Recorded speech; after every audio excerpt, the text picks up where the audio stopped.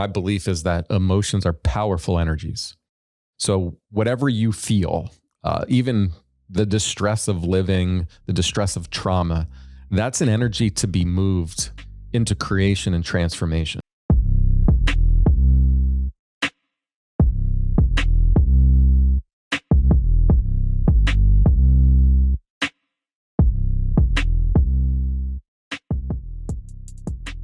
Has psychiatry medicalized normal human suffering? Well, there's no doubt. And it's more than just psychiatry. I think it's the whole allopathic Western medical approach that has also influenced my field of clinical psychology. And it's a failed paradigm, unfortunately. What it's done, it's kind of reduced the human experience to more or less a set of biological or chemical reactions, and then tried to use the emotional experience and categorize that as if they're discrete medical illnesses. And what's that done? Well, we have unprecedented numbers of mental and emotional distress, people identifying with these categories from a DSM standpoint as if they define them. They've lied to the American public, Western societies, that these are medical conditions to be managed in the medical centers. And of course, it's $1 billion drug industry, and then continues to create more suffering and chronic disease that pushes people into the sick care system and get maintained in that sick care system. So what you see is the best, most effective strategy for marketing, whether you're in a pharmaceutical industry or you're a medical establishment, is you create customers for life. And that's exactly what that's done. So essentially, they're medicalizing normal emotions that people should feel and shouldn't necessarily be medicalized for. I'll go a step further. My belief is that emotions are powerful energies. So whatever you feel, even the distress of living, the distress of trauma, that's an energy to be moved into creation and transformation. There's a spiritual aspect to this too. And I think that, there's an intentional and almost demonic-like attempt to be able to dehumanize, what our potential is.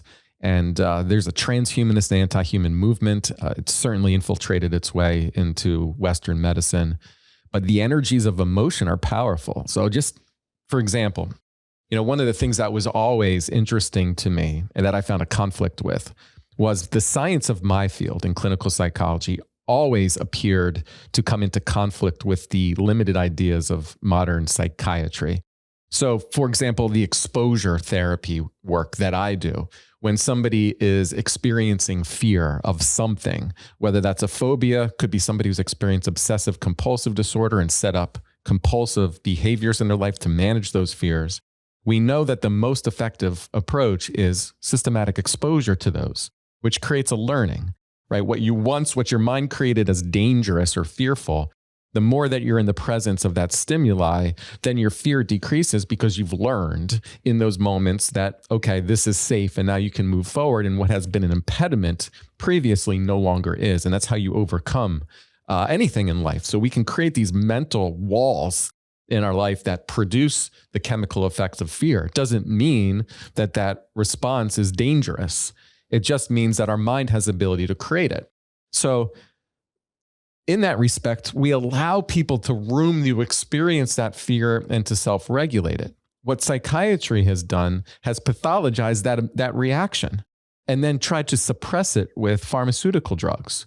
It's going to have its opposite of its intended effect. One, it's going to create that stimuli, that situation is something to be fearful of, right? Here, you have to take a drug. Don't have the natural reaction to it.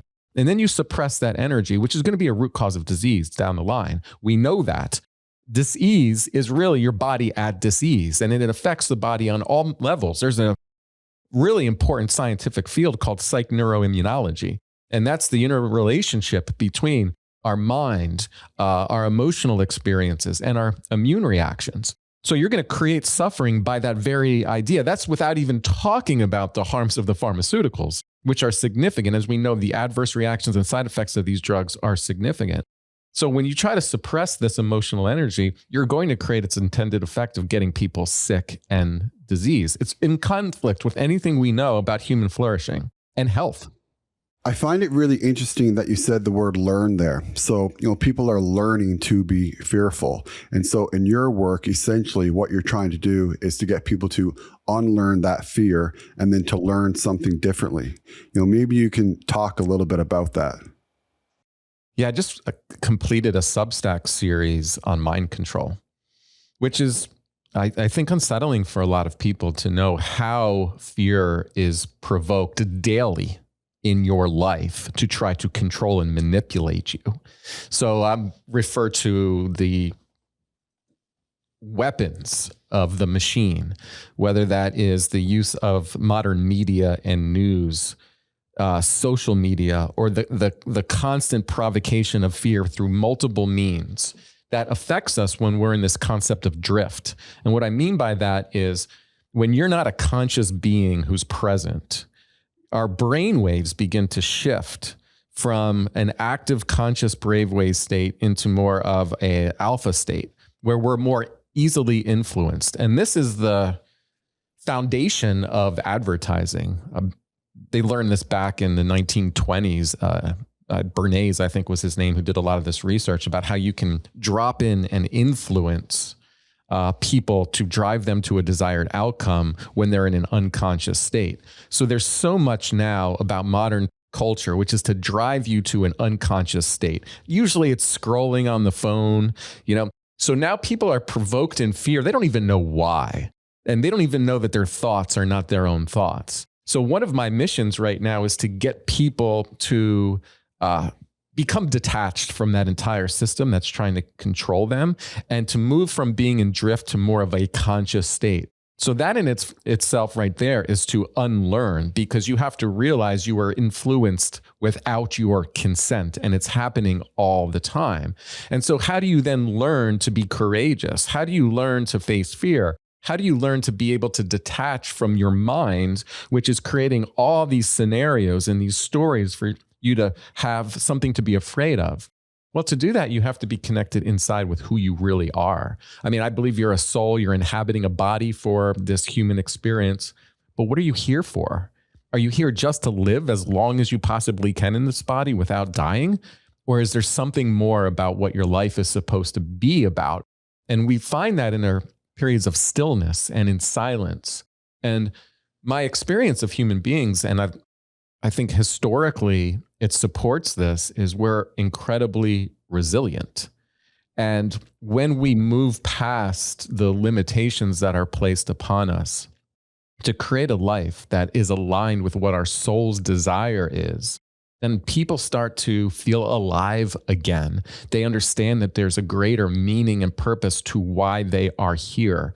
Right now, you're seeing an unprecedented amount of people who are in anxiety and fear, and it's just being medicalized in our system. So they're going into their doctors, they're reporting this experience, this physiological feeling of anxiety, but they have no idea how they've been fundamentally brainwashed into experiencing that. The doctors have no idea. They've been brainwashed themselves, told that there's something called an anxiety disorder or major depressive disorder, and here's another pill to numb you out and sedate you, to detach you from what that signal actually is, which is to get you back on your soul's path.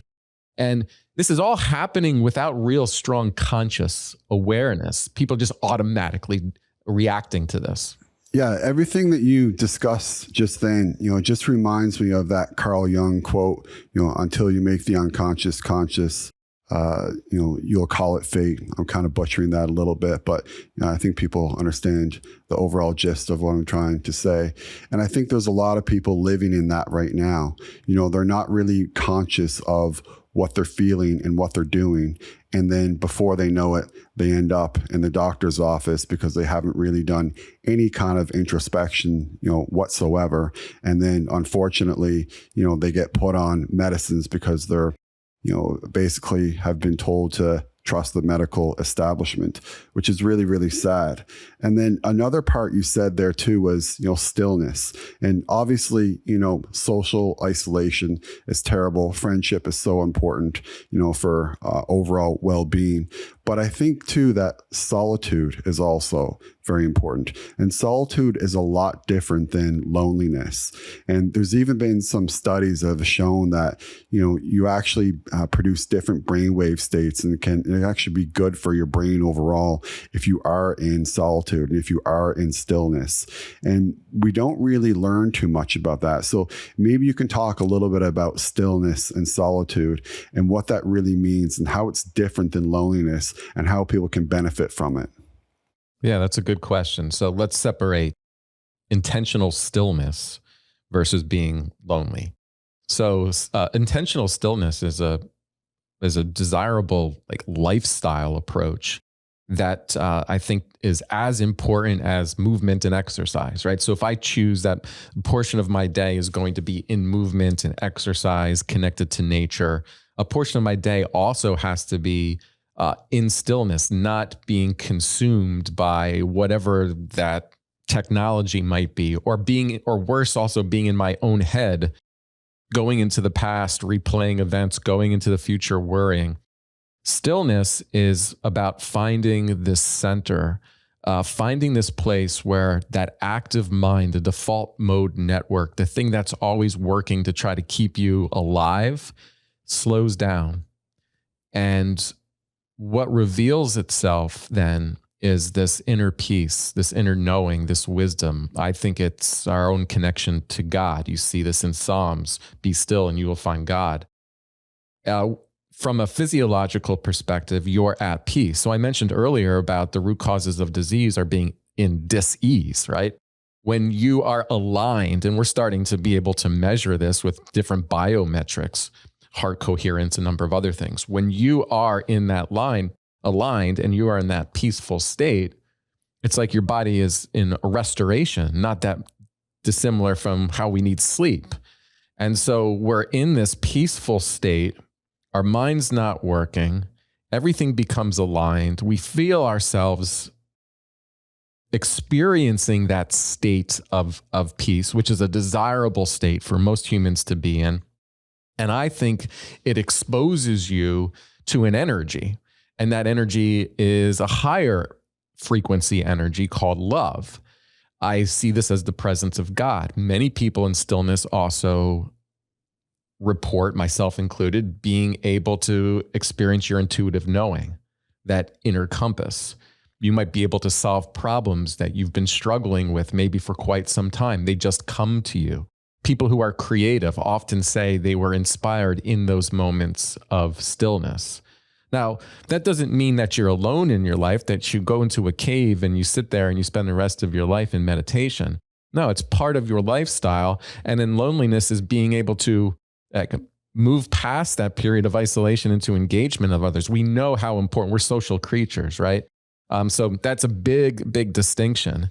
I tend to find people can be very lonely when they're stuck in their heads too, right? That's another alternative reality that they have entered into. And this is very distressing for people who are attached to their own inner stories and in their inner minds, and then to eventually learn at some point that is not you. That is something that is entirely outside of you. You've just attached to it as real. And so if people want to, instill stillness in their life and they want to, connect with a higher power, what kind of practice would you recommend? Like I do, like you mentioned heart coherence. So, I do the inner heart math. I try to do 15 minutes a day. Sometimes I try to do more. And I don't know if this is cheating, but while I do it, I sit on a grounding mat, and I also have a PMF mat under that. And so just the reason for that quickly is that you do have to be attached to the grounding mat to get the benefits, whereas with the PEMF mat, you can actually have it underneath it and you can still get benefits. But, that's what I do. And then I stack all three, together. And then that way, I'm not necessarily, wasting time spending 15 minutes on the mat, 15 minutes on the PMF mat, 15 minutes doing my coherence. But in terms of like practicality for people listening, if they don't have any kind of stillness practice in their life, maybe they don't have any kind of prayer or anything like that. Like, how would you start them off? It's a good question. I don't want to overcomplicate this because I could overcomplicate it. We could probably do a good 2-hour episode on this topic. So I'm going to do some very, I think, simple practices that I think can change your life. One of the things that I've been doing with my clients over the past 4 or 5 years is when I meet somebody for the first time, I ask them to pull out their phone and I ask them to go to their screen time. And I've seen this number continue to increase, from like 3 hours to 4 hours to 5 hours to 8 hours on average. And so that's generally what I'm seeing is that in some regards, somebody is interacting with that phone 8 hours or sometimes more a day. And then I ask them the question, what is the first thing you do when you wake up in the morning? Because this is very informative. Because where our attention goes, our energy flows, and it reveals a lot about priorities in a person's life. So often what 95% of people are saying is I pick up my phone, I scroll, I check what's come in while I was sleeping, email, I scroll social media, what text messages I've been getting while I was asleep. And it just reveals a lot where they focus their attention. And I'm asking people to do something different. I'm asking people to start their day in silence or in prayer or some combination of both. And how long would you stay in that mode before you move on and start your day? It depends on the individual. It depends on their schedule. A lot of things. Like it's for me, it's at least an hour. That's kind of what I've made in my lifestyle, but I didn't start out that way. It's something that I've built towards, and it's something that I really enjoy, and it's meaningful, and it helps with my creative process and a number of other things. For somebody else, I'm asking them to start with 15 minutes, right? That's the whole routine of getting somewhere comfortable, taking the deep breaths and noticing your breath and being able to focus on one thing. Usually it's your heart center or it's your breath. And it's learning to be an observer of your internal experience, noticing what your mind is doing, what thoughts are injected into your consciousness, and creating a distance, a diffusion from them to bring it back to what you were focusing on. Now, that's very challenging and difficult for some people who have been attached to that phone, have been attached to their minds.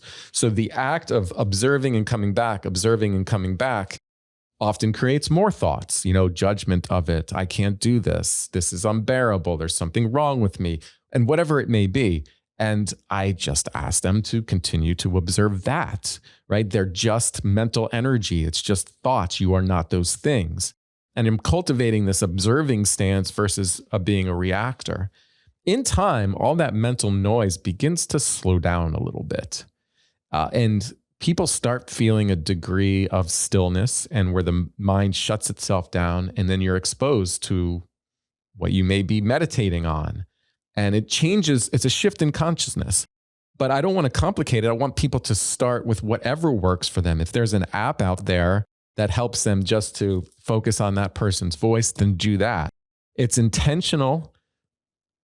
It's a process in your life where the goal is to just be and not be in this active movement and active creation in your mind and attachment to thoughts, and experience that.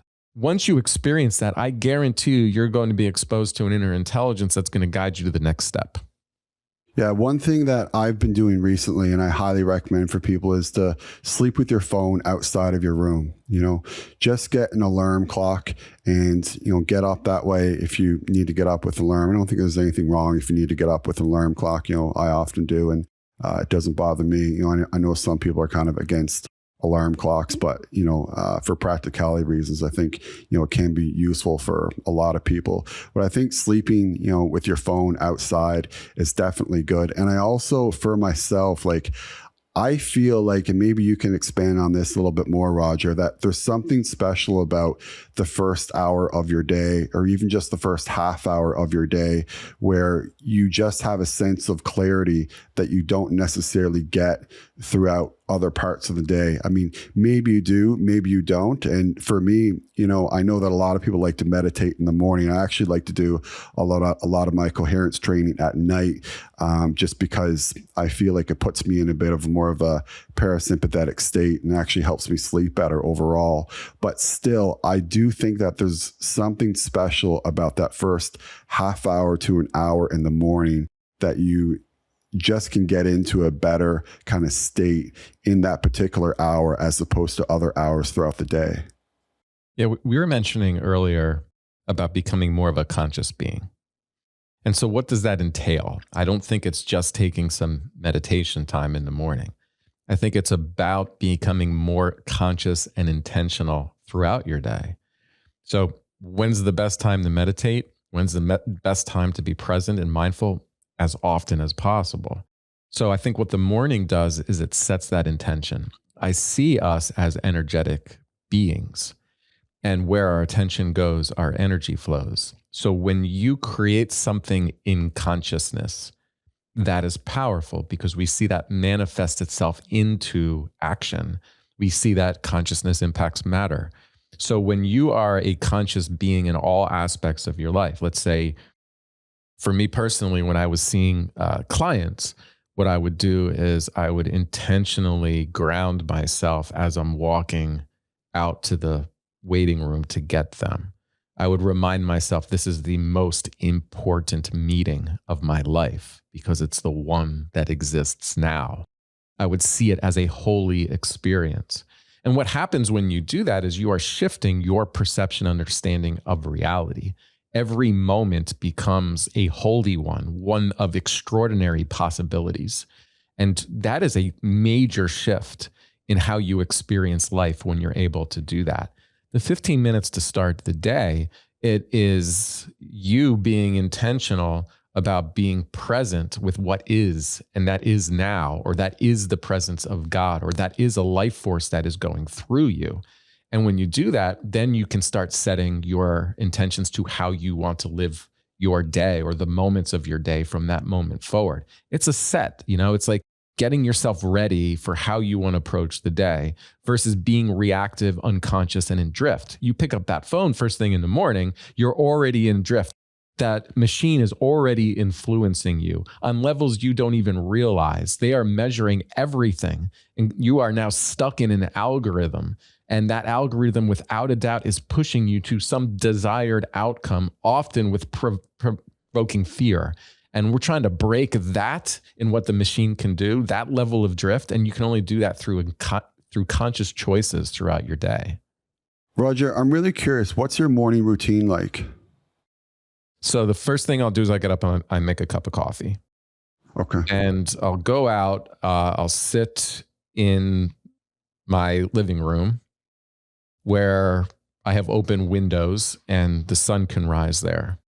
So I sit with a cup of coffee and I listen first to something on my phone. It's either biblical or philosophical in nature. And so it's just getting me in that state. I'm just kind of reflecting on the nature of humanity, how to live a high quality life at the highest level of my soul. I'm trying to connect with the divine, something greater than myself. I then turn that off and I go into meditation, usually an hour. After that hour, I will reflect on what I received, because when you're in that depth of silence for at least an hour, I've been known to do it for 2. And when you say meditation, like, are you just sitting by yourself, eyes closed in a room, no apps, anything like? Correct. Yeah. Okay. Complete silence. And I have a routine to be able to get myself into the depths of that. And it probably takes me a good 15 minutes just to get into the desired brainwave state that I want to be in, where it's the absence of thought. And I receive in that. I've received divine guidance, messages from my clients, articles to write, a number of things. So after I'm done, I reflect usually in a journal about that entire experience. After that, I want to get a workout in. If it's outside, better. Sometimes I'm not able to do that because of just the weather, but some outdoor, some connection to nature is helpful, but a hard workout is something that I want to do. When those things are in place in my life, meditation and a workout to start my day, everything else flows. And as you know, life can get busy. So sometimes I'm not able to do that full routine. And I feel it. I feel the consequences of that in the rest of my day. But starting that day, I'm an early riser, right? So of course the sun's rising, at 5 o'clock a.m., at certain times of the year. But at this time of the year, which is February where we're recording, I'm starting that process in the dark generally. And I want to be done with my routine, generally speaking, around 9 a.m. or so. But again, it doesn't always work out that way. And sometimes life just gets in our path. And, we have things to do. I'm a professional myself. So I don't always get that hour to 2 hours of meditation. But it's every day, it's in stillness, must be. And then, working out as often as I can. Okay, I just want to shift the conversation a little bit, maybe more towards something that you talk about a little bit more than what we've discussed already here today.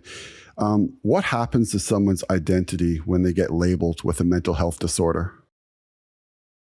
Yeah, it's a good question. We're in this strange period in human development where the psychiatric industry, the mental health industrial complex, created these categories based on limited symptom checklists.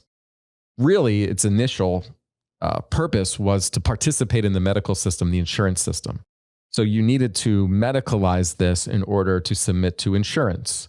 So you had to place a diagnosis. That's how medical doctors are trained. Never designed and never really to be communicated to people that this is a discrete, legitimate biological condition. It's just like a set of symptoms that were provided labels to participate in this greater medical system. Now, and this hasn't been an intentional act because we know we can trace it back to a lot of marketing that the pharmaceutical companies do, dating back to the 1990s, where there was direct-to-consumer advertising, started posting these things on our American television and so forth, to now where there's direct algorithms to try to direct you to identify with a mental illness so you can buy their drugs. The identification of it is something in limitation. So it's this idea that there's this idea of mental illness, which is a modern construct, is to take something that is typical or normal reaction to a human experience and then to medicalize it and pathologize it. So you create an idea around it. The original idea was you have a chemical imbalance. That was pushed on the collective consciousness starting in late 80s into the 90s. And so what that did is it expanded the idea of what is abnormal. And they pushed this with television and media. And most people still to this day believe that if you're sad, if you're going through a rough time for a couple weeks, which is normal to the human experience, but in the DSM, 2 weeks of feeling sad more than usual is called major depressive disorder. People have been conditioned to believe that there is something biologically wrong with them. And so that has been nefarious, and it's been highly effective if your goal is to get as many people to identify with your condition as possible to sell as many drugs as possible. What are the consequences of that identification? Boy, it's vast. It is so complex. It means you filter out all information to meet that paradigm, that idea of yourself. So just simply having the belief that I am unworthy, I am unlovable, or I am broken, or I am sick, that in itself filters out all the neutral information that we receive every day throughout this human experience. Now, I see what happens when you identify a teenager as if they're mentally ill. Now they filter out all information about who they are and their relationship to the world through that paradigm. So essentially, it creates chronic illness. And that's what happens when you enter into the mental health industrial complex. You start attaching to one of these diagnoses. It's yours now for the rest of your life because there's no way out.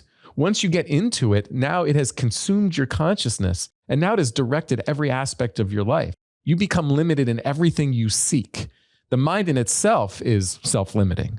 But now when you attach to this limited idea of yourself, almost every choice you make is going to be based off that paradigm.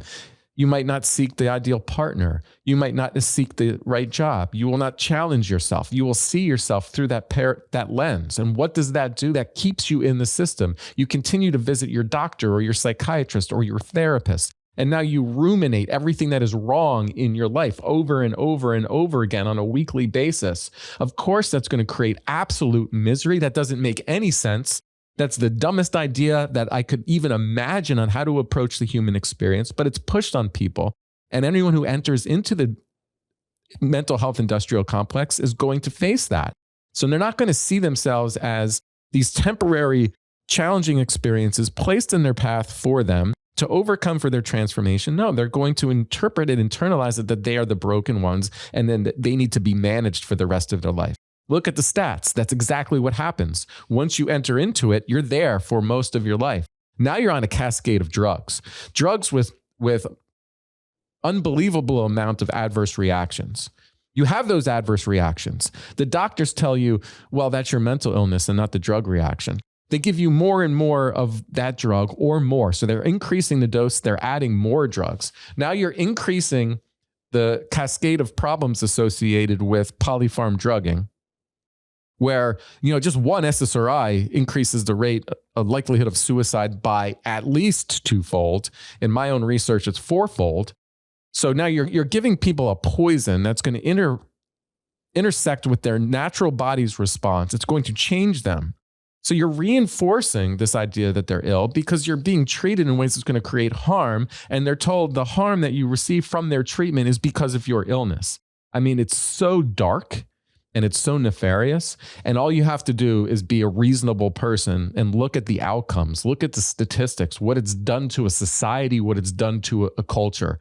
It's, in my personal opinion, it's not only inhumane, but it's illegal. And it's medical malpractice. And it's going to take the entire generation of well-meaning people to stand up against the harm that's created and to speak out. But unfortunately, there's so many medical practitioners that have been participating in it. It's like the dissonance that's created doesn't allow them to speak courageously, and they try to rationalize it in some way. And they're so bombarded with the propaganda, like the propaganda from what they learned in medical school, the propaganda from the drug reps, from the fraudulent system that publishes research where people don't even understand anymore, like what the science is actually telling them. It's a for-profit system that serves the interests of that machine, and so it's just like this circular conditioning that people really do have a hard time breaking through it.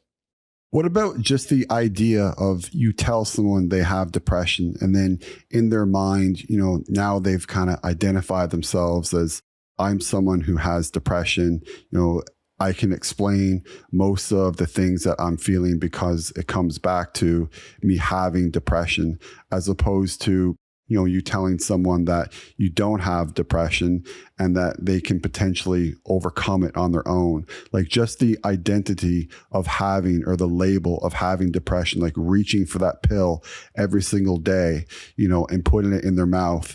Like that identity just gets reaffirmed like over and over again. Can you talk to me a little bit about that? Yeah, you're talking about the difference between a passive consumer of something happening to you versus you being an active creator of overcoming challenges that exist in your life for something better on the other side. The difference in that is dramatic.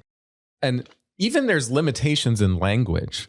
Other cultures might talk about things in terms of sadness coming upon you, like darkness coming upon you because of the nature of living. Like life is hard, right? I think we're here for a journey. It's not meant to be easy. I think there's a lot of growth in that process versus seeing that you have something that some illness that is genetic that is happening within you. You have no control over it, obviously. I mean, that's part of the genetic lies that have been propagated on American society, is that you push more people into the medical system because of that fear that there's something genetically malfunctioning within you, and you're going to experience the same fate as others in your lineage or your background, which is a complete distortion of genetic research, by the way. But yeah, it's powerful. What's created in consciousness is that when you see something that is completely out of your control, then you're not going to do the self-examination. You're not going to make the changes that are necessary for you to feel and live better. Because again, as I said earlier, those emotional states are signals. They're signals that are informing you that something is awry in your life. Could be your lifestyle, could be your mindset, could be in your environment, but it's something for you to overcome and get back on your path. In American culture, young kids don't even use the word sad anymore. It's like eliminated. Someone doesn't experience that. They don't understand it. They see it through the pathological lens of depression. And I knew this a long time ago, just from doing therapy in a college town. As you talk to teenagers or young adults, and you try to get a sense of what they're experiencing, they say, I'm really, really depressed. I didn't even know what that word was when I was in high school. Like if someone told me if they were depressed, like I don't even know if I would have understood what that meant. Like I'm 41 years old and I grew up in Newfoundland. So, quite different than, people growing up in big cities today. But I don't even know if I would have understood what that word meant if someone had told me that they were depressed. I would have understood sadness, but I don't think I would have understood the word depression back then. So it's kind of crazy how much this word is just being thrown around. And one thing that I did want to chat with you about was the concept of PTSD versus post-traumatic growth. And I think you were kind of getting into that a little bit just then, but I think this is a really important topic, because obviously a lot of people go through the same experience. And some people come out better. Maybe some people come out, neutral. And then some people come out just disastrous. Yeah. And so what are the people doing who come out better? Oh, this is a great question. It's been a focus of my clinical work and study for 2 decades now, because this is the question that has kept me up at night, especially when I was like growing and learning as a psychologist.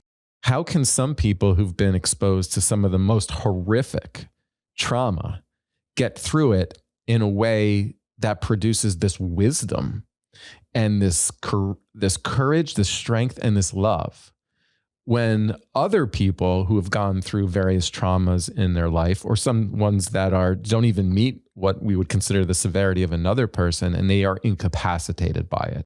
So we can't say it's by the nature of the event, right? Because we don't see a correlation. We see two people can be exposed to the same kind of conditions, and one person has a completely different outcome.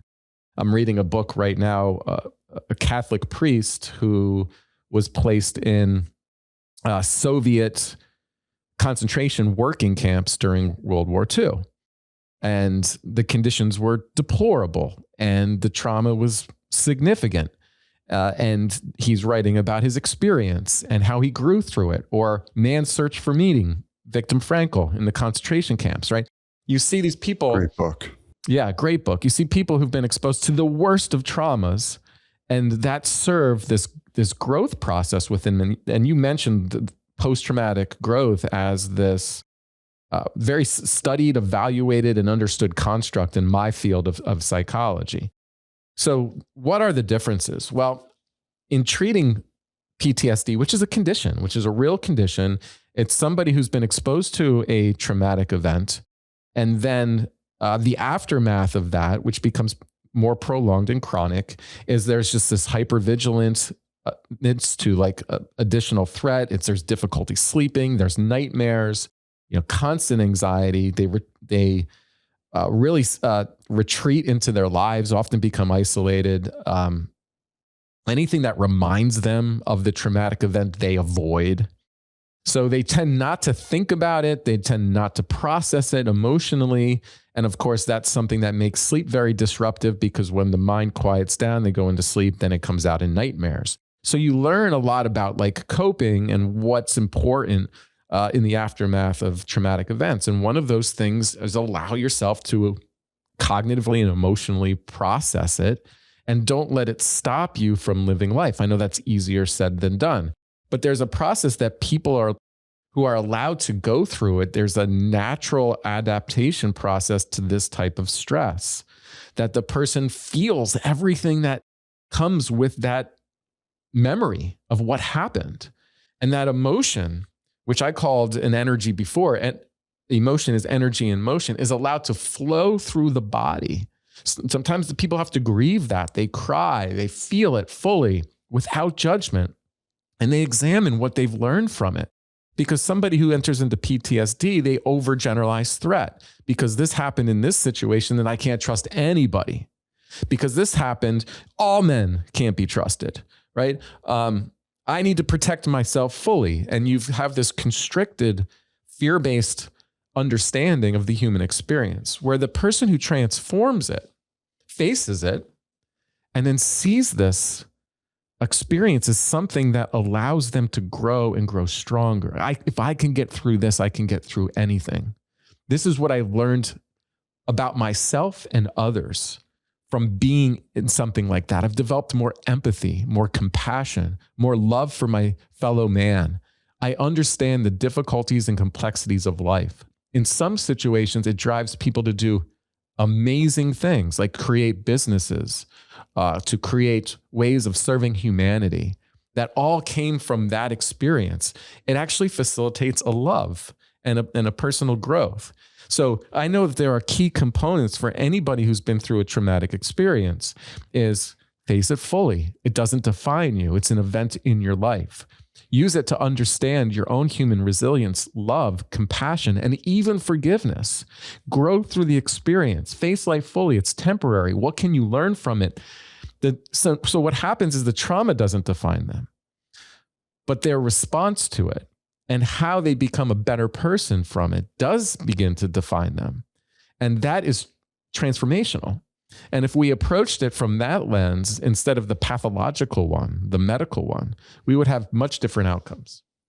And so if someone wanted to model someone who has done excellent work with post-traumatic growth, like how exactly would they model that, like practically throughout their day? Like what kind of therapies and things would they, actually be applying to themselves? What kind of things would they do?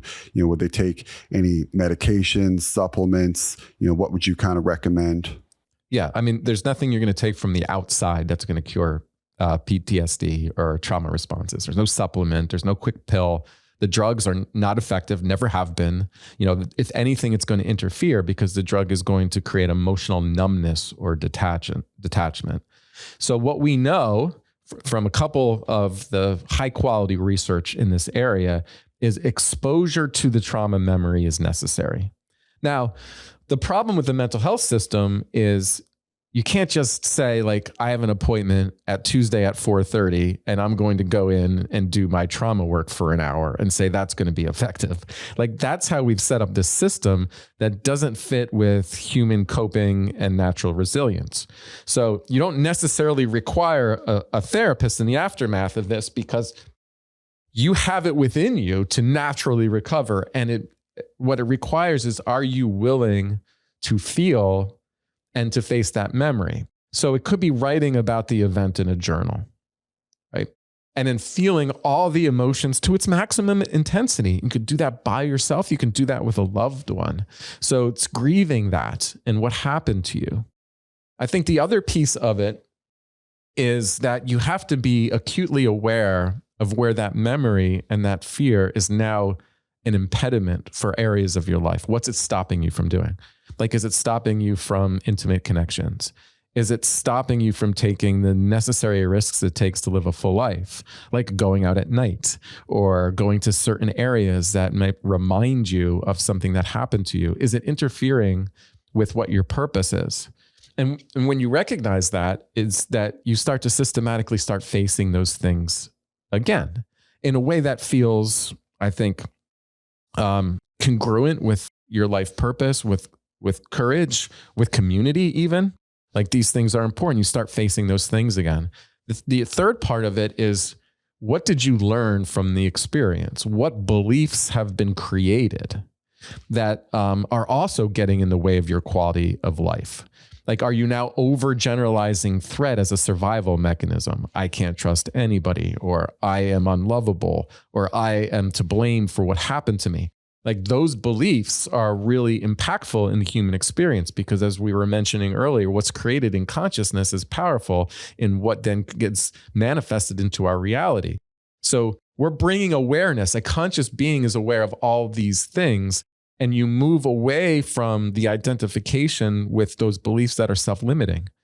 And you are a creator being in this world, and you can only live in the now. You know, the thing about a post-traumatic stress reaction is what has happened to you in the past is influencing your present, right? And that's why it's so important to integrate and to process what has happened to you so you can live more fully in the present. It is a survival mechanism, right? That's how we survive. That's how our ancestors survived.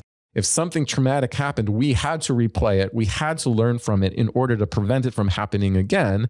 And then you might avoid anything that's a reminder of that. Well, in modern society, that's not always that adaptive, right? So you have to be able to understand the conditions in which created it, but you also have to have this willingness to live fully again. And we see people do quite well when they face what happened to them with an attitude of growth and learning and transformation. The final piece of this, which is not spoken about, especially in our secular societies, is the act of forgiveness. Many of the people who I've worked with, even though they're victims to somebody else, often blame themselves and have a hard time forgiving themselves for maybe putting themselves in that position, or trusting somebody, or maybe they had a little bit too much to drink, or maybe they feel like they were in combat. They could have done more to save their brothers or sisters. All these things requires a degree of forgiveness, which means you're looking back at that previous version of you with compassion and love, and you're breaking the energetic tie to that past, and you apply this to lots of other situations in your life. I mean, forgiveness is a critical piece, I think, in being able to live more fully and in love, is because if you're stuck in the past and you're stuck in resentment and you're being captured by that idea of things that have happened, it's nearly impossible to feel at peace and live well. So I find that forgiveness is a critical aspect of people who've been traumatized. Before you do forgive yourself, do you also, though, have to take ownership? And so I think ownership is different than necessarily like blaming yourself directly, but you take ownership for putting yourself in a certain situation. Now, sometimes you are truly a victim. Sometimes you actually didn't put yourself in a bad situation and something just happened to you. That does happen sometimes. But I think there's other times where you did do something where maybe you were a little bit naive, and Jordan Peterson has said many times that, being naive is not a virtue. And I think that's really important for people to understand. But before you go to the process of forgiveness, do you also have to take ownership? And again, we're not talking about the times where you were clearly a victim of a horrific situation. Yeah, it's this both and kind of approach, right? Like, and this could be challenging. So I've certainly worked with enough college age students, and about that time in one's life. Often binge drinking becomes a part of that college experience, especially in fraternities and sororities. I've had my fair share of being exposed to some form of like a sexual assault or abuse under those conditions, right? And so where is the both and? Well, one, if someone takes advantage of you when you're intoxicated, that in itself is like, that person's responsible for what they did to you. Like, that's the law. That's clear. That's ethics. That's just understanding decent, human, just human decency, right? Like, if somebody is incapacitated and they can't consent to a sexual experience, that's not that person's fault. They're a victim of a crime in that regard. And that person's held responsible for that, who did that to them. And at the same time, drinking's dangerous. Binge drinking is dangerous. And so, yes, there can be that both and you see, unfortunately, in this like modern culture of victimization, is therapists aren't willing to address that part of it, right? And what I've seen is that it's empowering to a person. That like I've learned that certain situations are dangerous, and I need to forgive my younger self for making that mistake. But there is empowerment in being able, and a sense of control too, that if I'm not passed out drunk in a stranger's apartment, then I feel like my quality of my life, my personal empowerment is better. Like I feel like I have some sense of predictability and control in my life. And so, yeah, those two things have to be resolved, because the self-blame comes in that, right? When I was talking about forgiveness and self-blame, is somebody will fully blame themselves for what happened to them. And the guilt and the shame that comes with that is really, really impairing. That has to be resolved through forgiveness. And that's the both end. Okay. Because a lot of people have experimented with alcohol, made mistakes in their life, and then did not get sexually assaulted or a victim of a crime or something else, right? And so we don't want somebody to beat themselves up for a previous behavior or an action, and that limits who they're capable of becoming. So that forgiveness piece is like really important. So is that personal empowerment. Okay, I know I only got you here for another 10 minutes or so, and there's a couple other questions here that I wanted to get into with you. Do you think the idea of toxic masculinity has helped or hurt men? I mean, it's absolutely harmed men. I mean, that is so clearly obvious. And it's really confusing about what constitutes toxic or toxicity, right? That's confusing in itself, because there are aspects of masculinity and masculine energy, the ones that I identify with, like, being a protector, being a provider, having this energetic desire to create life. These things that our cultures have been built upon, right? To serve others, courage, all these things that are like natural about what it means to be a man, when balanced too with feminine energy and nurturing energy, like that creates the best of culture and the best of society. So when you begin to demonize a gender and what is natural to them, right? Then what happens as a consequence? Well, you see the more feminization of men in society, and you see a number of factors that are related to that. I think we're seeing like pretty dramatic decreases in like testosterone. I mean, that's related to lots of different factors. I understand it, but I'm also a believer in what we hold in a collective field, and consciousness also impacts matter. You grow up hating yourself. Like if you grow up and you hate aspects that are natural to you, then what you see is not a funneling of that energy into good. You see it turned inward on the man or the boy, as if, again, something is like inherently like wrong about you. So that sexual energy, when not channeled into something that is a creative pursuit or something in building, is you don't know what to do with it. So you end up seeing men who are addicted to pornography, amongst other things. There's a lot of self-hate. You don't see them pursuing women in the way that they used to. We have this feminization of an entire culture. It's dangerous. I think it's dangerous to a strong society, especially when there's tyranny or authority, because it's often throughout history, it's good men with that masculine energy who stands up against what is wrong and what is harmful. And that's another thing that I'm concerned about from authoritarian government perspective, is when you begin to feminize the men in your culture and you eliminate their ability to be able to take care of their families economically, to be able to express themselves emotionally, physical, from ideas, and you're going to, in some ways, desecrate what is natural to masculine energy, well, then you're creating a society that is passive and that is not going to stand up against tyranny and the authority bias that's created. Now you're creating it in fear. I think the masculine energy that has been able to topple tyranny and fight against injustice is exactly what is being suppressed in Western societies. And it's done through multiple means. It's done through medical interventions. It's done through poisoning of our food. It's through poisoning of ideas. And it's through creating toxic shame that exists in men for being who they are. That's why it's so important to have men raising their children, especially their sons, and then being able to model and teach them about what it means to be a man and resist these cultural ideas. And I think also too, it actually harms passive men more than it harms assertive men, because when assertive men hear this term toxic masculinity, they're kind of just like, oh, that's bullshit. I'm not going to listen to that. I'm just going to go on with my life, and it's not going to affect them too much. Maybe not everyone, but I think that's how many of the assertive men have reacted to that and will continue to react to that. But when you're talking about, passive men, they're already passive and they're already probably being influenced. And then you introduce this idea of toxic masculinity.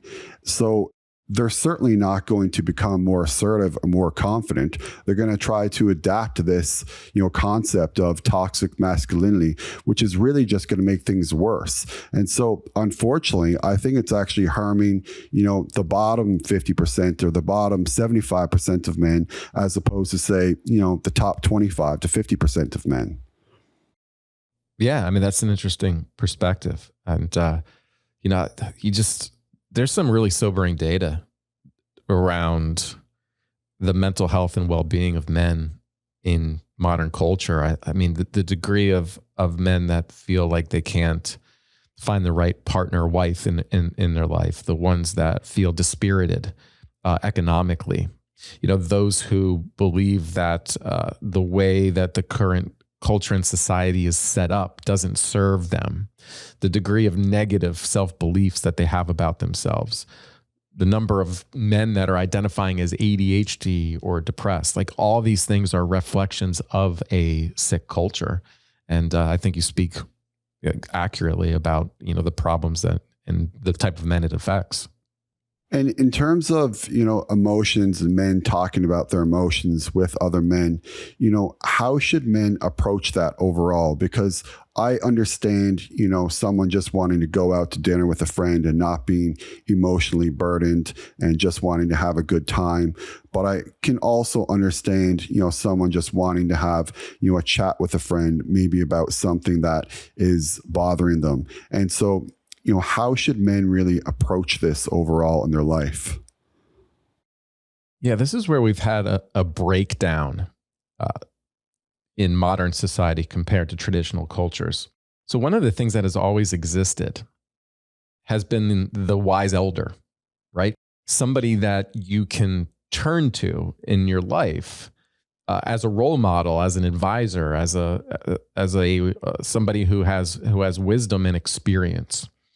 And I know in American culture is that we don't have the same degree of reverence for, the older generations, the elderly. We don't have these built into communities anymore, the wise sage.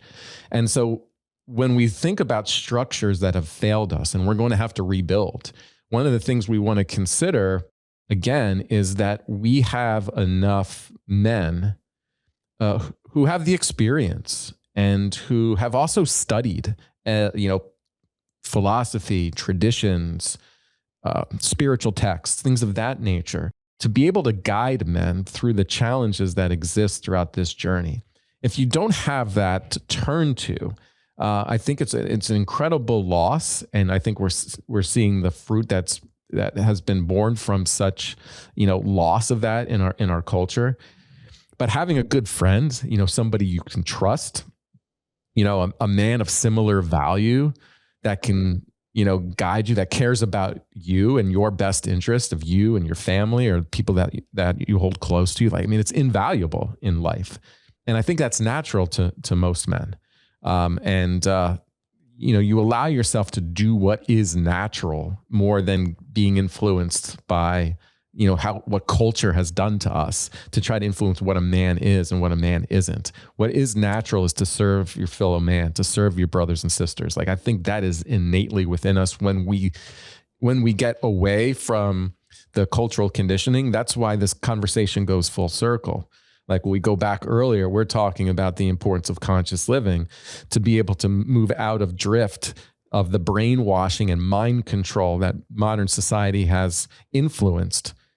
And when you get deep into who you truly are, then your true nature is what is expressed. And that's where I'm hoping that we can start a movement around that, not numbing the signals, not medicalizing it, not in judgment, not in fear, being reconnected again with who you truly are. I think also too with men, and perhaps the same thing with women as well, but men kind of bond, not necessarily through talking, but sometimes just through action, like going to play hockey or going to do boxing. You may not even be chatting with about your friends about anything deep or meaningful in that hour or a couple hours that you're together. But it's just the fact that you're around another man who's probably similar to you, and you have some sort of like common goal of getting better at something. Like, I think that is, therapy in and of itself. And again, there's no even, deep communication sometimes within those hours or times. Yeah. And as you well know, it's often in those activities that you do end up like visiting some of these like bigger questions about life and those greater questions, and it's not like you have to sit for an hour and swim in it. It could be like, in a 5-minute break from doing something, right, that you were involved in. And that's just how men operate. Right. And then again, we were talking about the masculine energy. It's like through that physical nature, we're releasing that energy, or we're moving that energy, which is absolutely necessary for us to be at peace. And that's just part of like who our nature is. Not to say that, women don't benefit from that either, but just traditionally speaking, that's just what, that's what a masculine energy desires to do. And so, we're not necessarily talkers, we're problem solvers, right? And there's something that is inherently useful in creating a balanced society, is that you have the ability to be able to have both, and that's just how men cope. So I know that our hour is up here, unfortunately, and it's been a real pleasure to talk with you today, Roger. Is there anything else that you wanted to share with the audience? Just final thing, I just want to plug 2 things. One, check out my Substack, drmcfillin.substack.com. It's under Radically Genuine. It's been a bestseller for health politics. So there's a lot of the areas of topics that we discussed today. I get to deep dive into more detail. So please check out my Substack. And of course, the Radically Genuine podcast with Dr. Roger McFillin. You can be able to download that anywhere you get your podcast. So please check out those 2. Awesome. Well, again, it was a pleasure chatting with you today. I'd love to have you back on in the future. And thank you so much, everyone, for listening. And as always, I'll be back with another episode soon.